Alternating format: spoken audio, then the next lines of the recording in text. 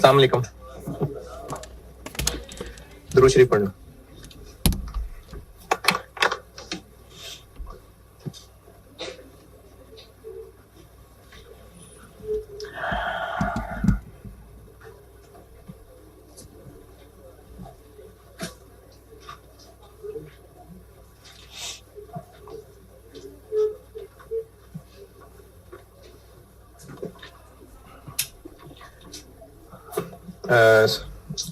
Spring 20 कहा था मैंने करने को। स्प्रिंग 20 में एक मसला होता है, तकरीबन सबको ही होता है, कि ये जो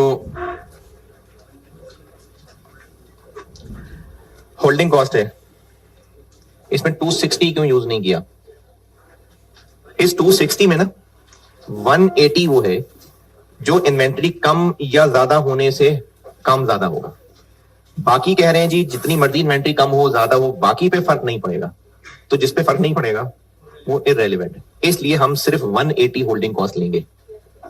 इसी तरीके से जो ऑर्डर कॉस्ट है वो पहले भी हम लोग 2 सवालों में काम कर चुके हैं कि ऑर्डरिंग डिपार्टमेंट की हमने सिर्फ वेरिएबल खर्चे लेने, तो इसलिए 4200 में से 1780 निकाल के चलेंगे। फिर इसके अलावा इसमें ना पीछे सोल्यूशन में एक चीज का राउंडिंग ऑफ का फर्क था, तो वो आपको 3500 की ऑर्डर कॉस्ट में एतराज होगा सोल्यूशन में, तो वो कर लें, ठीक, वो राउंडिंग ऑफ का फर्क है लेकिन आप पूरा कर लें। और मेरे ख्याल में बनता है सही वाला 13829 13829 कर लें और उसी के अकॉर्डिंगली एंड वाला टोटल भी ठीक हो जाएगा। और बताएं, आपने कुछ पूछना है?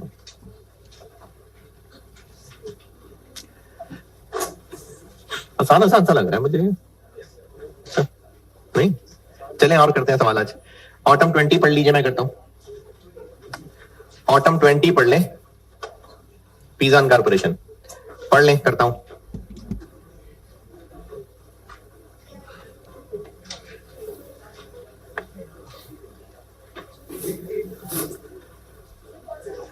ऑटम 20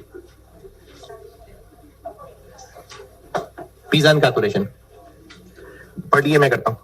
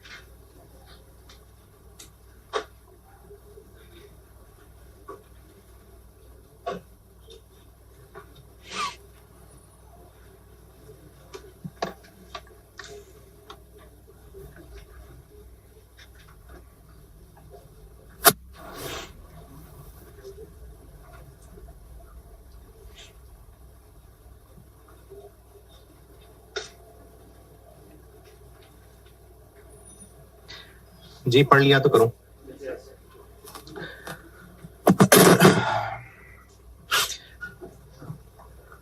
खरीदते क्या है इसमें? चीज। अभी इस वक्त हम लोग ईओक्यू फॉलो करते हैं और सप्लायर ने हमसे कहा है कि अगर तुम जितना अभी ऑर्डर करते हो उसको डबल कर दो तो फिर 5% डिस्काउंट देंगे। तो हमने इस ऑफर को इवेल्युएट करना है, तो किसको कंपेयर करना है? ईओक्यू और। अब इस सवाल में ना ट्रिकी चीज ये थी जो इससे पहले नहीं हुई थी टेस्ट, कि हमें ना एनुअल डिमांड भी दोनों अलग अलग निकालनी पड़ेगी। क्यों? क्योंकि लॉस दोनों में फर्क है। वो जो पिछली क्लास में लॉस से ग्रॉस अप किया था, दोनों में फर्क है, इसलिए एनुअल डिमांड दोनों की अलग अलग निकलेगी। सवाल की अप्रोच ये है कि हमने ईओक्यू कैलकुलेट करनी है और ईओक्यू कैलकुलेट करने के बाद एक ईओक्यू ऑप्शन और एक डिस्काउंट ऑप्शन, इनको कंपेयर करना है। तो ईओक्यू कैलकुलेट करने के लिए भी एनुअल डिमांड तो चाहिए, लेकिन डिस्काउंट ऑफर वाली एनुअल डिमांड इससे फर्क होगी।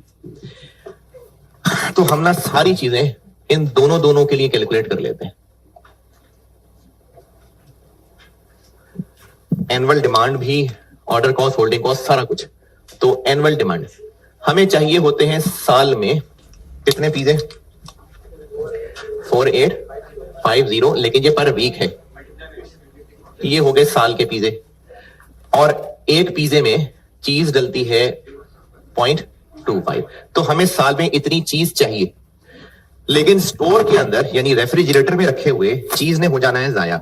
अभी इस वक्त 3% जाया होती है। अगर हम डिस्काउंट ऑफर में चले गए, ज्यादा मंगाई, तो 4% जाया हुआ करेगी। यानी हमें ईओक्यू के लिए एनुअल डिमांड निकालते हुए ये करना है, और दूसरे के लिए 0.96।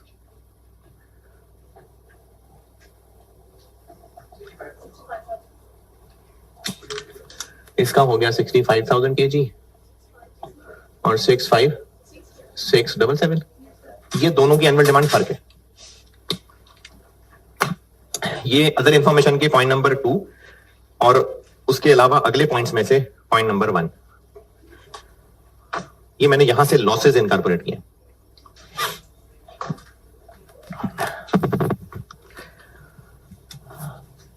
फिर हमें ऑर्डर कॉस्ट भी चाहिए।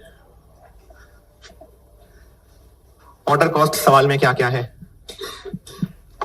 एडमिन कॉस्ट पर ऑर्डर है, ट्रांसपोर्टेशन कॉस्ट पर ऑर्डर है और इंस्पेक्शन कॉस्ट पर ऑर्डर है। ये तीनों ऑर्डर कॉस्ट हैं, लेकिन इनके बारे में अदर इंफॉर्मेशन में नजर आ रहा है पॉइंट नंबर 3 के जो एडमिन है उसमें से 80% वेरिएबल है। एडमिन कॉस्ट है और दूसरी क्या है? ट्रांसपोर्ट है और इंस्पेक्शन है। नहीं, वेयर हाउस तो वो होल्डिंग है ना। एडमिन जो इस वक्त सवाल में दी हुई है वो है 150, लेकिन उसमें से 80% है 120। ट्रांसपोर्ट अभी कितनी है? 22500। इंस्पेक्शन 20,000। तो अभी ईओक्यू फॉलो करते हैं हम, तो उस पे ऑर्डर कॉस्ट पर ऑर्डर होती है 162।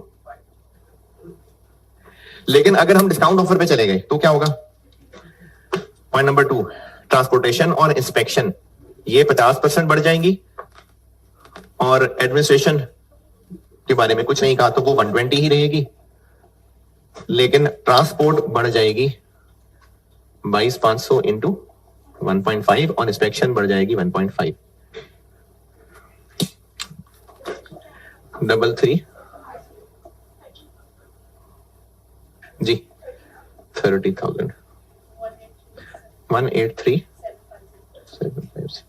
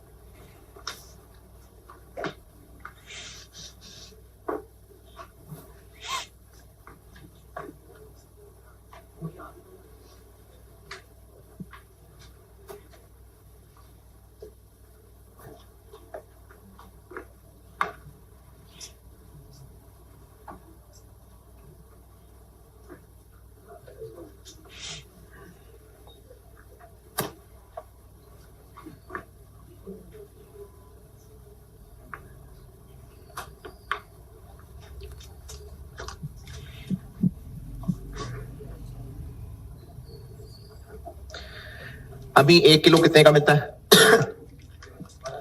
1200 का। और डिस्काउंट के बाद कितने का मिलेगा?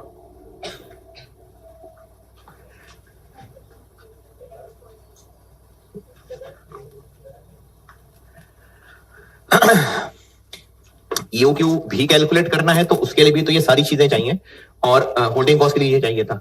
और जब उसके बाद फाइनली हमने दो ऑप्शंस को कंपेयर करना होगा तो उसके लिए भी यही चीजें चाहिए। तो मैं वो सारी चीजें निकाल के फिर वो टेबुलर कंपैरिजन करता हूं। और क्या रह गया? Holding cost. इसी से आगे चल रहा हूं।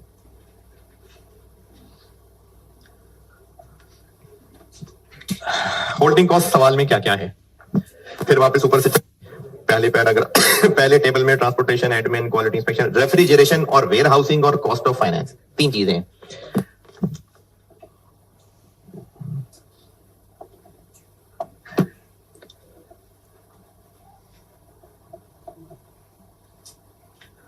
वेयर हाउसिंग और इंटरेस्ट।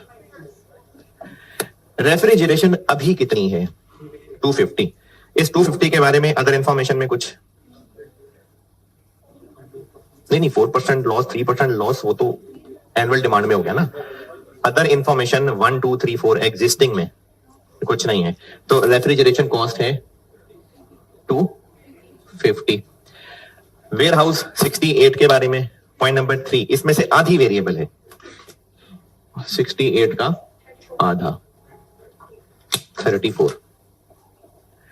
इंटरेस्ट कितना है? 1.5 पर मंथ, यानी 18%। तो 1200 का 18%, 216 500। और अगर हम डिस्काउंट वाली ऑफर में चले गए तो रेफ्रिजरेशन के बारे में कहा है लास्ट 75% बढ़ जाएगा, यानी 250 इंटू 1.75। वेयर हाउस के बारे में कहा हुआ है 50% बढ़ जाएगा, यानी 35 इंटू 1.5। और इंटरेस्ट अब लगेगा 1140 का 18%, 438 50 34 को 1.5 करें 51 आता है। और ये 205 694।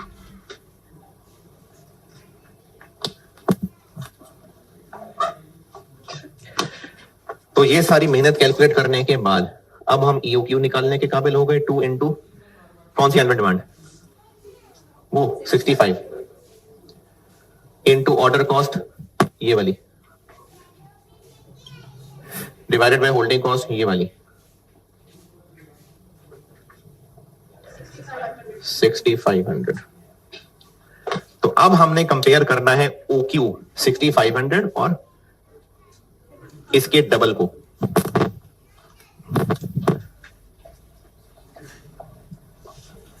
$6500 और इसका डबल। फिगर्स बड़ी बड़ी है मेरा ख्याल है। तो टोटल परचेज कॉस्ट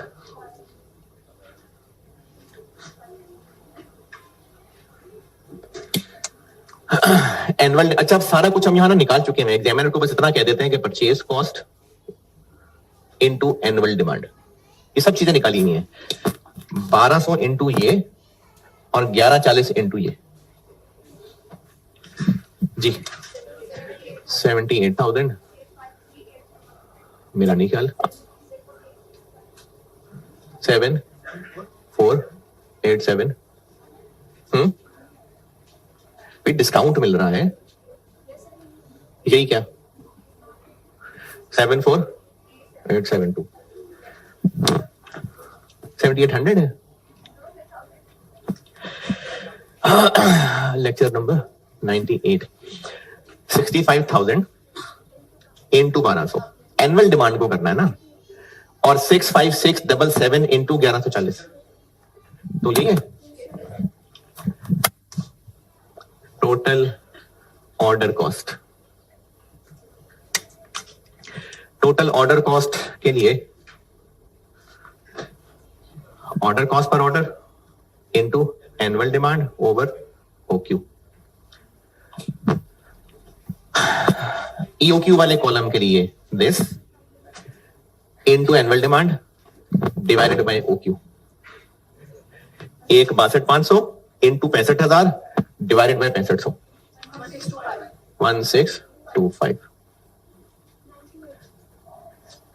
और डिस्काउंट ऑफर के लिए 183750 इंटू ये divided by 13,000 928.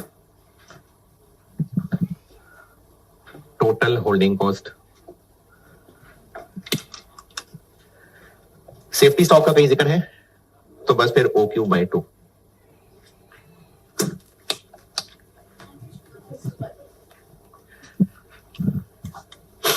One 1625 4511.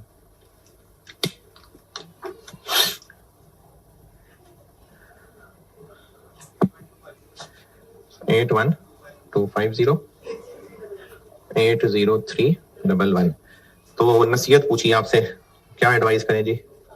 Discount avail करना चाहिए.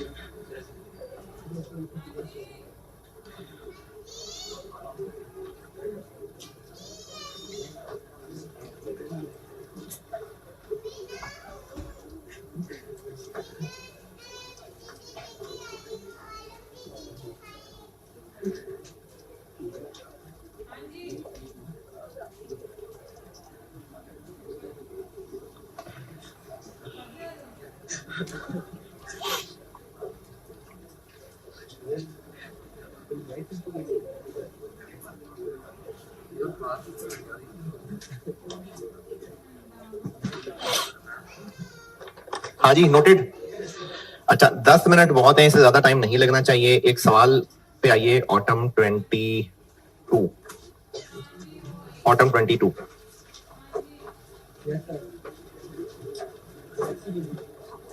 गैलेक्सी लिमिटेड, ऑटम 22 दो नजर आ रहे होंगे, उनमें से ऑटम 22 दूसरा वाला, गैलेक्सी लिमिटेड।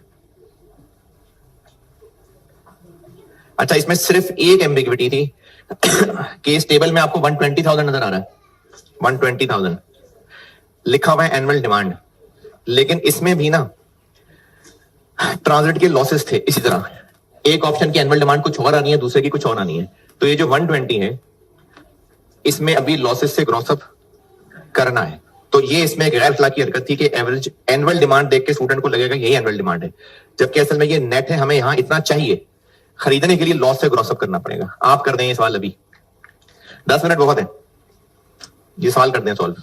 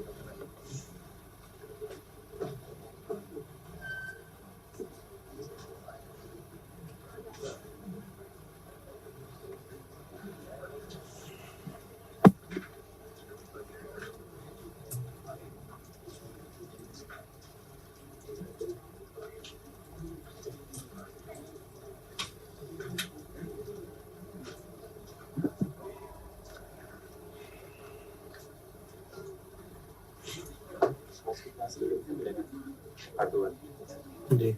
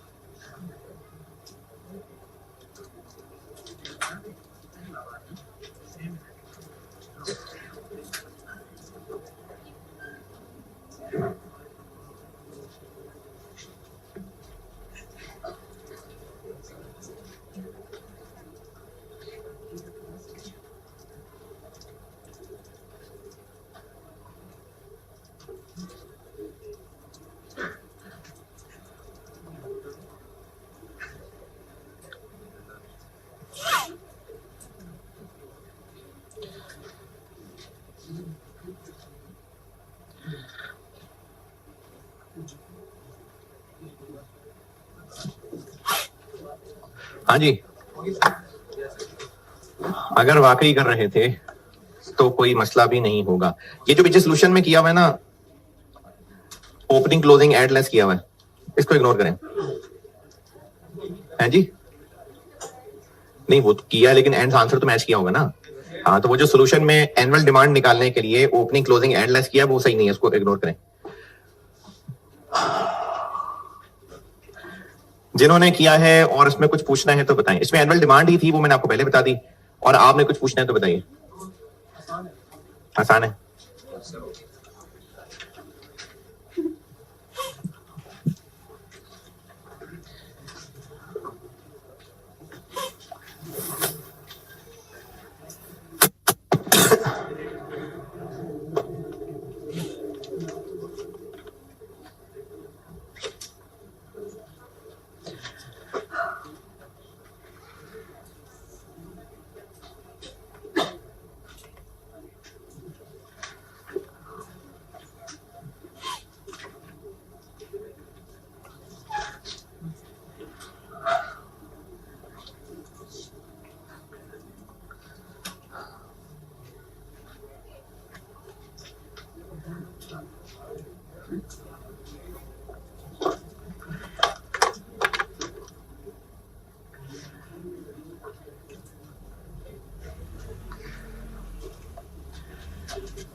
ठीक है, डन ना?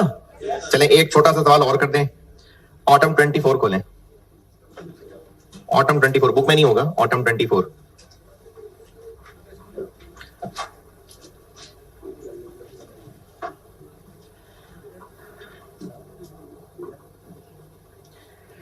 छोटा सा सवाल है ऑटम 24 अटेम्प्ट में क्वेश्चन 3।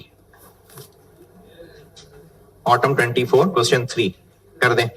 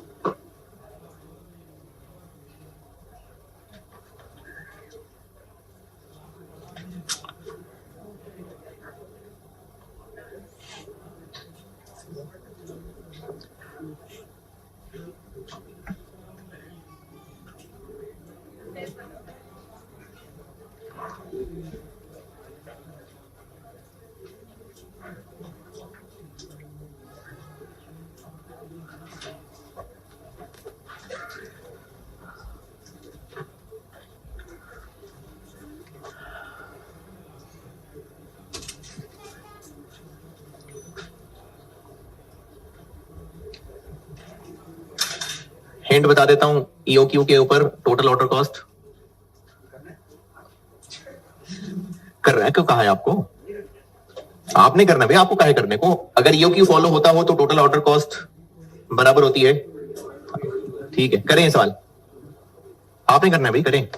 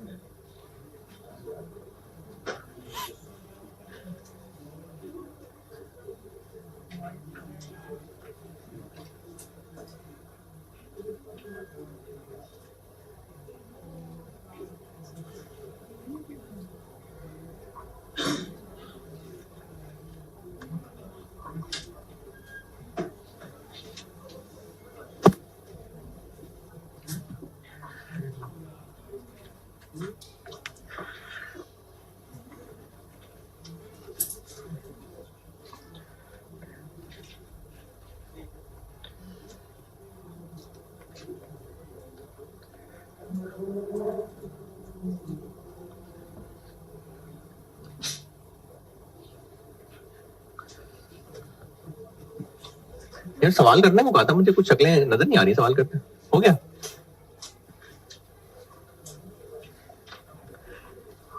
आंसर भी है? कितना गलत है जी? 73855। चलें इधर देखें। Question number 3 autumn 24। सवाल में पूछी है रिवाइज्ड ईओक्यू। अच्छा, रिवाइज क्या हो रहा है? ईओक्यू हो रहा है, शाबाश, जबरदस्त। ईओक्यू रिवाइज हो रही है, बिल्कुल सीखा, जबरदस्त। इसके अंदर क्या क्या चीजें हैं जो रिवाइज हो रही हैं? सवाल में रिवाइज ईओक्यू क्यों पूछी है भाई? मटेरियल की परचेज प्राइस चेंज हो रही है, तो उससे ईओक्यू क्या ताल्लुक? अगर इंटरेस्ट कॉस्ट ना, ये इंश्योरेंस कॉस्ट ना दी होती तो कोई फर्क नहीं पड़ना था। इंश्योरेंस कॉस्ट है परसेंटेज ऑफ कॉस्ट, इसलिए होल्डिंग कॉस्ट चेंज हो जाएगी। जब होल्डिंग कॉस्ट चेंज हो जाएगी तो इसका मतलब बाकी सब कुछ तो वही रहेगा। 960 ऑर्डर कॉस्ट पर ऑर्डर, ये नहीं गिवन, ये चेंज होगी। ऑर्डर कॉस्ट पर ऑर्डर नहीं, ये नहीं हो रही चेंज, लेकिन हमें एग्जिस्टिंग वाली निकालनी पड़ेगी और होल्डिंग वाली, हाँ ये होनी है चेंज। तो पहले हमें ना एग्जिस्टिंग ऑर्डर कॉस्ट चाहिए, क्योंकि एग्जिस्टिंग ऑर्डर कॉस्ट तो नहीं चेंज होनी, तो वो हमें ईओक्यू के फार्मूले से मिल सकती है कि नहीं? देखें जो ईओक्यू है एग्जिस्टिंग कितनी है जी? 80,000 is equal to 2 into 960 into पता नहीं डिवाइडेड बाय 30, तो नहीं निकल सकती ऑर्डर कॉस्ट? निकल सकती 100,000।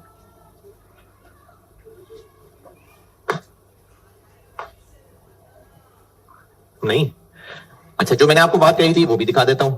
Total order cost total holding cost बराबर होती है अगर ईओक्यू हो तो टोटल होल्डिंग कॉस्ट हाँ हम निकाल सकते हैं। Total holding cost is equal to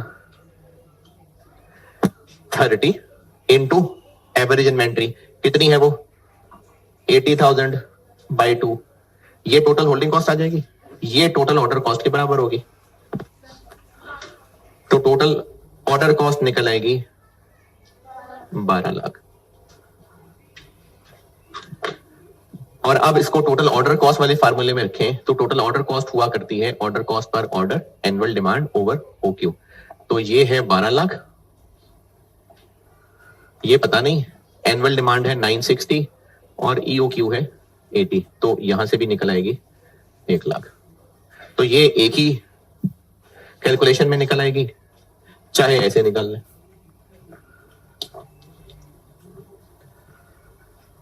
एक लाख होल्डिंग कॉस्ट, ये अब हम रिवाइज्ड वाली लेने लगे हैं।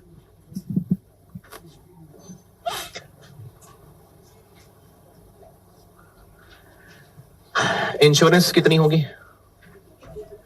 परचेज प्राइस 1160 का 2% 23.2, और दूसरा क्या है इसमें हो रही है कोई चेंज? नहीं, 12 35.2 35.2 755, ये रिक्वायरमेंट। ऑर्डर कॉस्ट एग्जिस्टिंग निकालनी पड़ी क्योंकि वो तो चेंज नहीं होनी, होल्डिंग कॉस्ट रिवाइज वाली निकाल ली।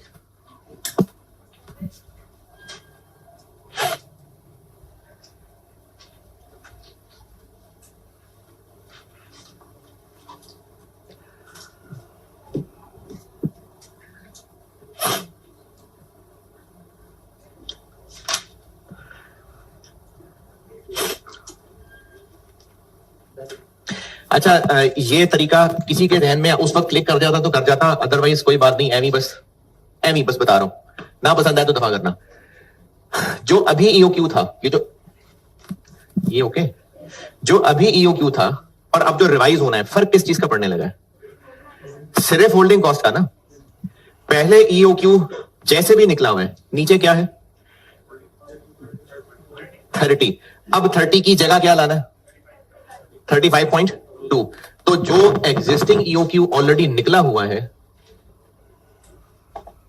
80,000, ये 80,000 कैसे बना हुआ है? 30 के स्क्वायर रूट से डिवाइड हुआ हुआ, इसको कर दे मल्टीप्लाई और 35.2 के स्क्वायर रूट से डिवाइड कर दे।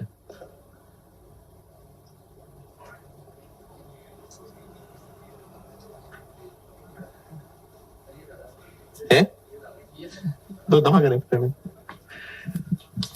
ऐसी चलें एक सवाल पढ़ ले, मैं करता हूं बोर्ड पे।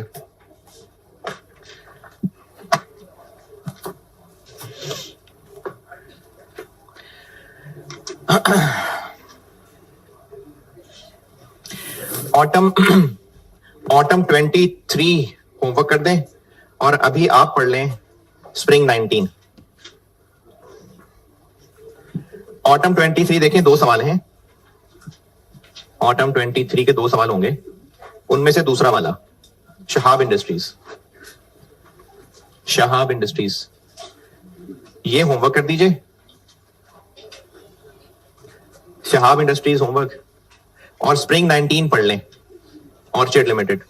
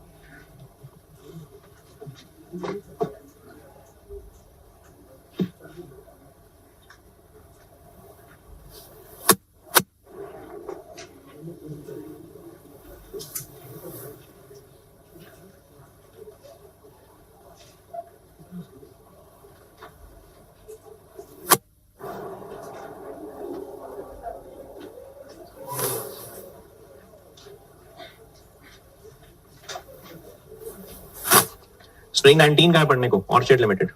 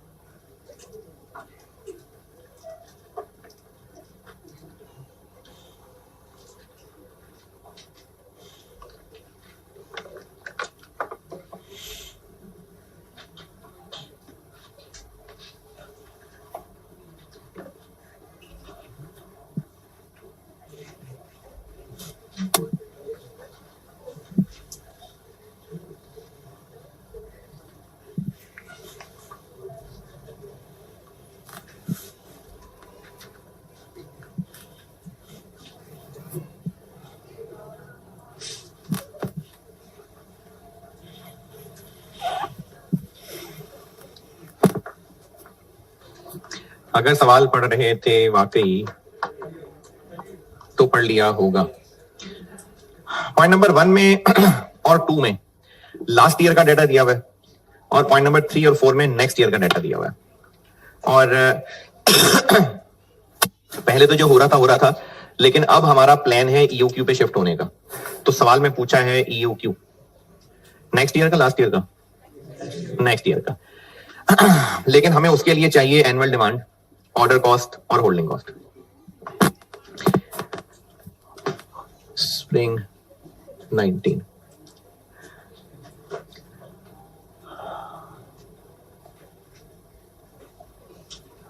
अच्छा, एक नोट लिख लीजिएगा, लेकिन से पहले मैं आपको समझा दूं, फिर लिखिएगा नोट।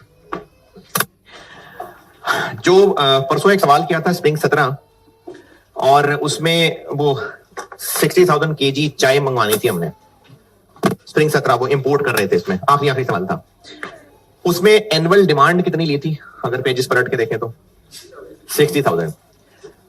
एनुअल डिमांड हम सवालों में किसको कह रहे होते हैं, जो हमने खरीदना होता है ना। तो सवाल में तो वो सेल्स थी, 60,000 के साथ देखें तो वो सेल्स थी। चूंकि ओपनिंग क्लोजिंग नहीं था, इसलिए सेल्स परचेज बराबर थी। नहीं था तो या तो था ही नहीं, या अगर था तो बराबर था, इसलिए हमने सेल्स को परचेज ले लिया था।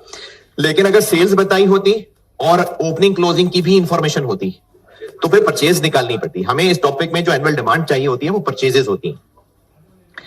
इस सवाल में ना पॉइंट नंबर 3 अगले साल की सेल्स निकाल सकते हैं। पॉइंट नंबर 3 टेबल में पहली लाइन, पिछले साल की सेल्स कितनी, 72,000 इंटू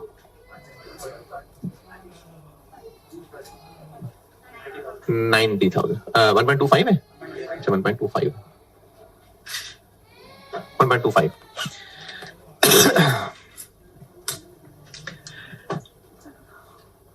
अगर पॉइंट नंबर 4 ना लिखा होता ना तो हम फिर इसी को परचेज ले लेते। अगर पॉइंट नंबर 4 ना होता तो पॉइंट नंबर 4 में लिखा हुआ है कि क्लोजिंग स्टॉक वेरी करेगा सेल्स वॉल्यूम के हिसाब से। ये एक्सक्लूडिंग वाली बात अभी रहने देते हैं, पहले ब्रैकेट में लिखी हुई बात को इग्नोर करके इस पॉइंट को दोबारा समझें। अगर लास्ट ईयर की सेल्स 72,000 थी और क्लोजिंग स्टॉक, ऐसी खुद ही से कह रहा हूं, 3,000 होता, तो पॉइंट नंबर 4 का मतलब है कि अगर नेक्स्ट ईयर की सेल्स 25% बढ़ेगी तो क्लोजिंग स्टॉक भी 25% बढ़ेगा। ये मतलब है इस पॉइंट का। पॉइंट नंबर 4 ब्रैकेट के अलावा वाला, closing stock varies in line with the sales volume, varies in line with the sales volume, के जितना सेल्स वॉल्यूम चेंज होगा तो क्लोजिंग स्टॉक भी उतना चेंज होगा। पॉइंट 4 का ये मतलब समझ आ रहा है कि नहीं? सेल्स अगर हो जाएंगी 90,000 तो ये हो जाएगा 3,000। मैंने ऐसे ही लिखा, सवाल में नहीं है, मैं आपको बस ये बता रहा हूं कि अगले साल की सेल्स बढ़ेगी तो क्लोजिंग स्टॉक भी बढ़ेगा। ये पॉइंट नंबर 4 का मतलब है। अब ऐसी सूरत में क्या परचेजेस इक्वल टू 90,000 होगा? मतलब नेक्स्ट ईयर की परचेजेस 90,000 होंगे? नहीं। क्यों? क्योंकि नेक्स्ट ईयर का क्लोजिंग और ओपनिंग फर्क आ गए। परचेजेस कैसे निकलेंगे? 90,000 माइनस 3,000, नहीं प्लस 3,000, नहीं उल्टा चल रहे हैं हम। 90,000 सेल्स हैं, सेल से परचेजेस तक जा रहे हैं, तो ओपनिंग लेस और क्लोजिंग ऐड, कितना आ जाएगा? 90750। इसका मतलब है कि अगर ओपनिंग क्लोजिंग स्टॉक बराबर होता तो सेल्स परचेज बराबर होती। ओपनिंग क्लोजिंग चूंकि डिफरेंट है तो इसलिए इसको हम परचेज नहीं कह सकते, परचेजेस निकालनी पड़ेंगे। ये बात ओके? पॉइंट नंबर 4 अगर ना लिखा होता तो हम जरूर इसको परचेजेस कह लेते। पॉइंट 4 की वजह से ये तो कंफर्म हो रहा है कि परचेजेस ये नहीं है और हमें पिछले साल का क्लोजिंग और इस साल का क्लोजिंग लेना पड़ेगा तो ही परचेजेस निकलेंगी। ये पॉइंट 4 से कंफर्म पता चल रहा है। पॉइंट 4 की अंग्रेजी और ये जो सब समझाया, इस पे कोई एतराज है तो बताइए। हाँ जी। अब इस सवाल की खामी ये है कि इसमें एग्जामिनर ने बहुत ज्यादा एक्सपेक्ट कर दिया था स्टूडेंट से कि स्टूडेंट ये अजम्पशन तो समझ ही जाएगा। उस वक्त बैठ के मुझे नहीं लगता किसी ने भी ये बात समझी होगी। तो अब मैं आपको नोट लिखवा देता हूं आइंदा वक्त के लिए। एवरेज इन्वेंट्री कॉन्सेप्चुअली क्या मतलब है? यानी एवरेज इन्वेंट्री अगर 4,000 यूनिट्स हैं तो क्या इंटरप्रिटेशन है इसकी? कि पूरे साल में किसी भी वक्त स्टोर में जाते तो 4,000 यूनिट्स पड़े होते। ये असल में ऐसा नहीं हो रहा होता, लेकिन एवरेज का यही कॉन्सेप्ट है। किसी भी वक्त जाते तो स्टोर में इतने यूनिट्स पड़े होते, तो अगर वो किसी भी वक्त साल का एंड होता तो क्लोजिंग स्टॉक। तो इस सवाल में हमें क्लोजिंग स्टॉक की जरूरत है, हमें चाहिए, लेकिन सवाल में नहीं दिया हुआ, तो मजबूरन हमें एवरेज स्टॉक को क्लोजिंग स्टॉक बराबर अज्यूम करना पड़ेगा। इस सवाल में क्लोजिंग स्टॉक, अच्छा क्यों जरूरत है क्लोजिंग स्टॉक की? क्योंकि ये कंफर्म पता है कि ये दोनों बराबर नहीं है, तो हमें परचेजेस तक पहुंचने के लिए दोनों चाहिए, तो हमें शदीद जरूरत है क्लोजिंग स्टॉक की, लेकिन अब गिवन नहीं है, तो अज्यूम करना पड़ेगा कि जो एवरेज स्टॉक है वो इक्वल टू क्लोजिंग स्टॉक है। लिखे ना?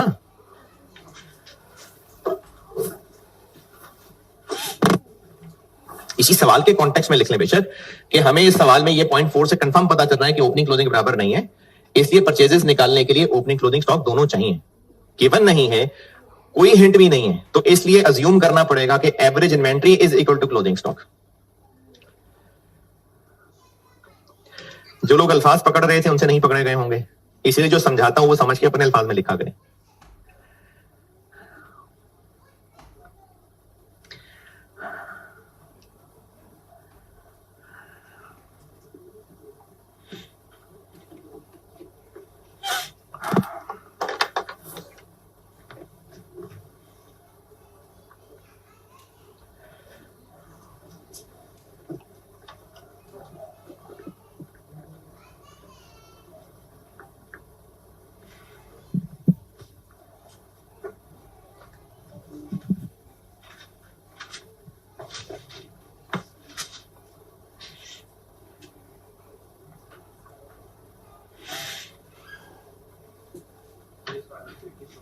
चलिए बच्ची करते हैं उसके बाद,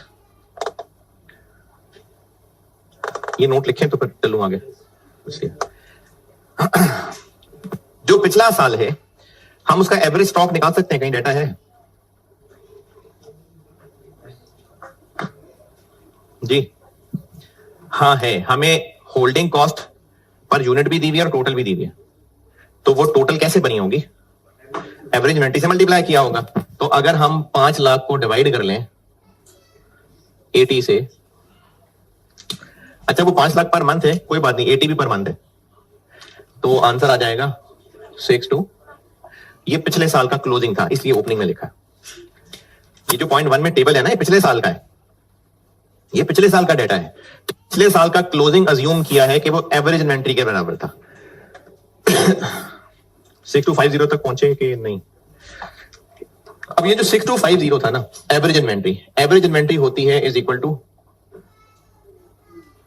OQ बाय 2 प्लस, यानी इस 6250 के अंदर ये भी शामिल है, कितना? 2000।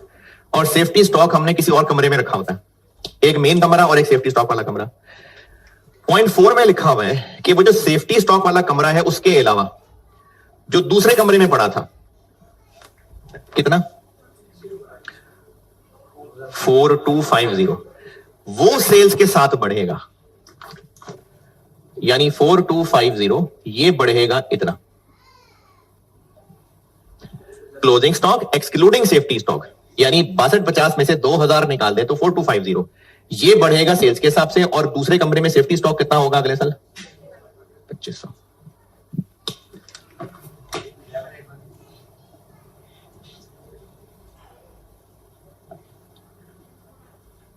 तो हमें अब sales plus closing minus opening करके परचेजेस मिलेगी 91563। ये आ गई है परचेजेस। लेकिन हम जब सप्लायर से खरीद के लाएंगे तो स्टोर में इतनी पहुंचेंगी, खरीद के ज्यादा लानी पड़ेंगी। क्यों?